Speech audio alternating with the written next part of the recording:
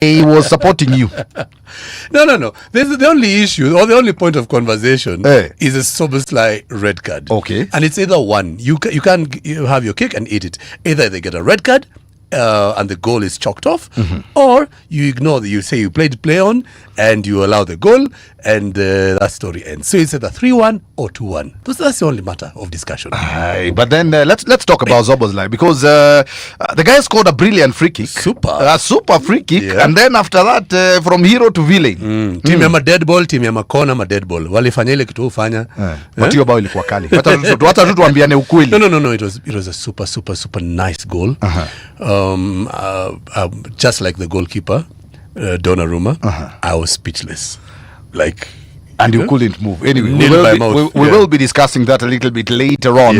Of course, as we discuss the other results from the weekend in the English Premier League. But I want us to start off the show this afternoon with the HSBC Sevens 2 that is happening this weekend. And there's also a story doing the rounds. By the way, did you know that there was a HSBC main trophy tournament happening last weekend? No. You know, the attention basically around that whole rugby thing has been centered around the Kenyan leg, and Kenyans somehow, when they push themselves into that part of that headline or the mix of the headlines, everything else sort of fizzles away. So I can see some bile coming from South Africa. Yes. That nobody is paying attention to the rest of rugby, bwana. But it's true, no one is paying attention. That's a fact. Everyone is just looking at Nairobi. Hey. You know, rugby is still going on away from Nairobi. Now, here's the thing. There's a story that is on the Supersport website. And it starts, anyone watching the Perth Sevens this past weekend may have been enthralled by the Springbok Sevens win over a tough Fijian side to claim their second title in 4 tournaments. So South Africa has won 2 tournaments out of 4 that have been played so far. Lakini hata hatutambui. Like literally hata kuwatch sisi hatuwatch. But while it was Elite Sevens rugby that thrilled in the final, you can't help wondering if Sevens rugby has finally lost its soul. The decision by World Rugby to condense the series to 6 tournaments, to limit it to 8 teams and to give a brutal schedule to sides that involve only jeopardy may make sense from a short-term marketing perspective, but it has robbed it off of its special nature. The move has been a death knell for developing nations and has robbed the series of its magic. It's now a wham bam, thank you ma'am tournament that offers no second chances and sees the same teams face each other over and over and over. Actually, that's the complaint. And as in, this person is saying that for those 4 series that have been played so far, South Africa and Fiji have faced each other at any particular point. So the only reason why they will not face each other in the next tournament is because they were both finalists. So they are not in the same group. Otherwise, now that we have 8 teams, it means the same teams are facing each other week in, week out. You even know your opponent so well, and that competitive edge goes away. And this writer has even gone ahead to a point where they have spoken about Kenya and Tanzania and Uganda missing out, and what that means. Talking about Germany as well. You see, Muraya, it's unfortunate, and blaming Kenya and bringing Kenya into the mix. First of all, in terms of driving news, we must accept, especially when news takes a digital format or digital web mode, that Kenya becomes a factor. Kenya becomes a big factor. Because of how noisy we are on social media, by the way. Exactly. So the impact of Kenya not being there is going to be felt because part of that series, Kenya has become part of the emblem of that series. The other thing is, just to take you further back, that these were the same exclusive tactics. This is not new.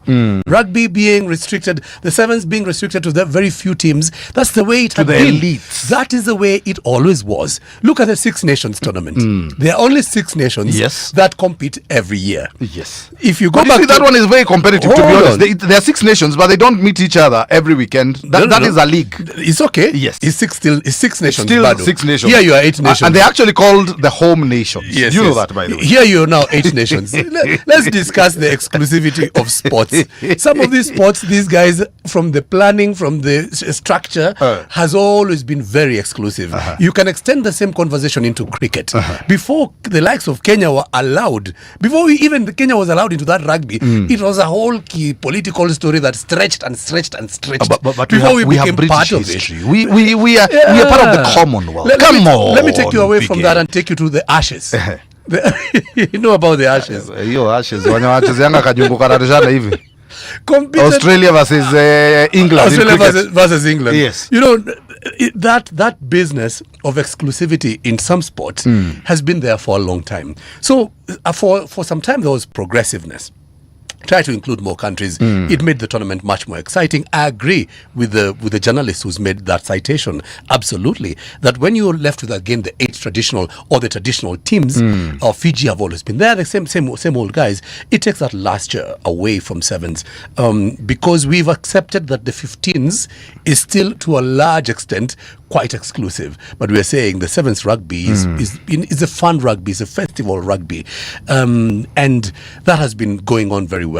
Kenya, of course, is said to have voted for this new system. It's a rumor. I've actually now followed up that conversation later, and I can tell you that there was no voting done. Yes, that decision was made somewhere in one of the home nations, in Dublin, at a boardroom. In a boardroom in Dublin. So there was never any voting. The claim that Kenya actually advocated for that because we've been given one hosting. We were told we can host one round.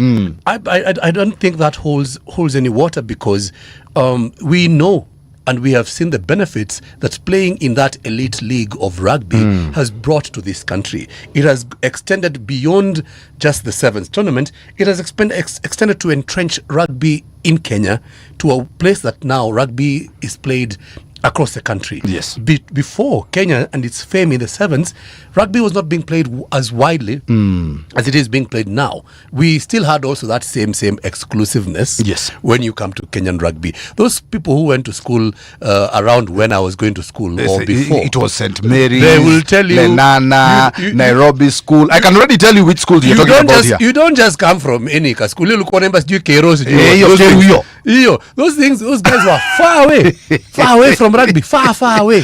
By the way, rugby was being played mostly in the national schools, international schools, and national schools. Yes. Sasa hii mashule ingine wewe wapi?